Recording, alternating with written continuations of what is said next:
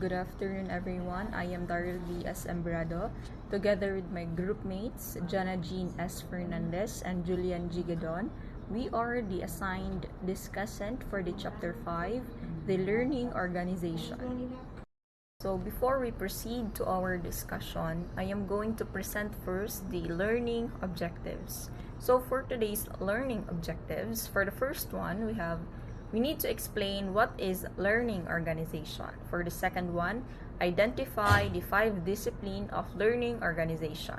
And for the third one, we need to understand the importance of learning organization. So what is learning organization? So when we say learning organization, it is an organization that actively creates, captures, transfer, and mobilize knowledge to enable it to adapt to a changing environment. So from the word organization, it is a group of people who work together.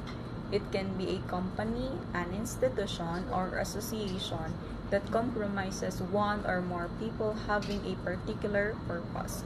So within this group of people, their main goal is to encourage the employees to learn and develop, which leads to a sustainable competitive advantage that enables to adapt changes in the environment. So we all know that change is the only thing that is constant in this world. So whatever changes we might encounter, we need to learn and adapt everything in the said situation for the benefits of everyone. So people continually expand their capacity to create the results they truly desire, where new and expansive patterns of thinking are nurtured, where collective aspirations is set free, and where people are continually learning to see the whole together. So learning organization is regularly learn new processes and adapt to change. They are businesses that use the knowledge of the employees, customers, feedbacks, and data to make decisions and improve their processes. So another definition of learning organization, it is according to Peter M. Senge. According to him, organization is a group of people who are continually enhancing their capabilities to create what they want. So he distinguishes his definition of organizational learning from the contemporary meaning it has acquired. A learning organization is often described as one that is fast on its feet and able to adapt quickly to a changing marketplace. But Senghe feels that the idea of learning is as adaptation is very inadequate or lacking of quality. So learning is really about evolving the capacity to create. It is very action-oriented. So Senge argues that the traditional division between strategy, operations, and human resources does not fully explain how organizations learn. Being a learning organization helps companies to develop their product and services offerings in the order to provide maximum value for their customers and stakeholders. So this approach can help companies convert more customers, grow revenue, attract talent, and increase productivity and improve culture. Hello everyone, I'm Janjin Sagukong Fernandez, and my task is to identify the 5 disciplines of learning organization. According to Peter M. Senge, there are 5 major principles learning organizations should follow in order to be successful. These are systems thinking, personal mastery, mental models, shared vision, and team learning. First, let us discuss the system thinking. Learning organizations embrace system thinking, understanding that every action or decision can have ripple effects throughout the organization. They analyze problems holistically and address underlying causes rather than just symptoms. This systems thinking means looking at the bigger picture and understanding how all these pieces fit together. This helps us avoid making decisions that might benefit one part of organization but harm another. Second is personal mastery. Individuals within the organization are encouraged to pursue personal mastery, which means continuously improving their skills and knowledge. Personal growth is seen as a vital part of achieving organizational goals. Personal mastery is like becoming a GD master, but for your own skills and growth. It's about constantly improving yourself and your abilities. Think of it as a lifelong journey of learning and development. When everyone in the organization is committed to personal mastery, it creates culture continuously improvement. Third is mental models. Learning organizations recognize the significance of individual and collective mental models. They create a culture where members feel safe to challenge existing mental models and are open to new perspectives and insights. Mental models are like the lenses through which we see the world. They are our assumptions, beliefs, and values. The idea is here is that we should be aware of our mental models and be open to changing them if they are not helping us. It's like realizing that your favorite pair of sunglasses might not be the best choice for every type of reader. So next is shared vision. Learning organizations have a shared vision that inspires and guides the efforts of all members.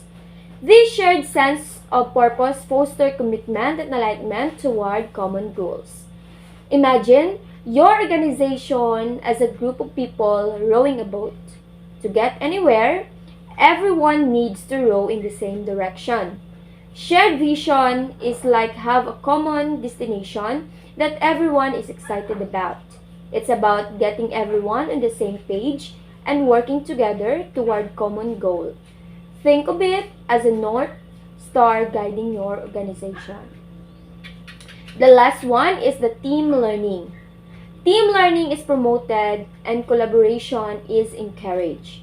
Learning organizations value the collective intelligence of teams and create an environment where teams can learn, adopt, and innovative together. Team learning is all about how well a team can learn and adapt together. It's like a sport team that practices and improves together. When a team learns together, it can solve problems more effectively and make better decisions. It's not just about individuals learning, but it's all about the whole team getting smarter together. So, these are the 5 major principles of learning organizations, according to Peter M. Senge. They form a foundation for organizations that want to thrive in a rapidly changing world by becoming more adaptable, innovative, and capable of continuous learning and improvement.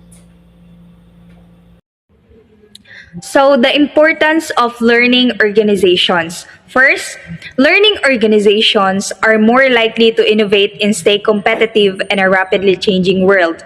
They are quick to adapt new technologies and processes. So, learning organizations prioritize continuous learning and adoption. They encourage employees to keep up with industry trends, acquire new skills, and embrace innovation. So this proactive approach enables them to respond swiftly to changes in the market, helping them remain competitive.